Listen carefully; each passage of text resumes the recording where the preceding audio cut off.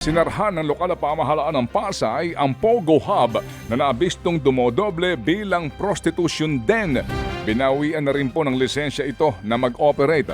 6 na complainants po naman ang lumutang na pawang mga biktima raw ng torture chamber na nadiskubre sa loob ng Pogo Hub. Nasa center ngayon for traffic persons ang mga biktima.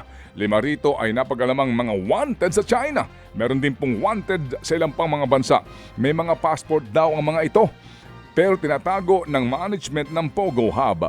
Pagdating ho naman dito, nagpapalit ng pangalan ang mga empleyado para hindi masilip ang mga kaso.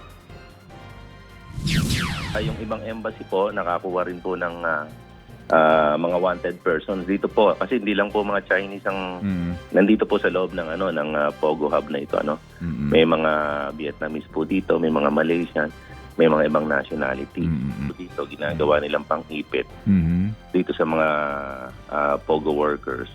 Yan pong passport kasi kung nasa kanila pa yung passport na pilit na kinuha dun dito sa mga Pogo workers na ito, hindi po basta-basta makakaalis sa kanila. Lalo na po kung yung itong mga taong to ay ginastusan nila.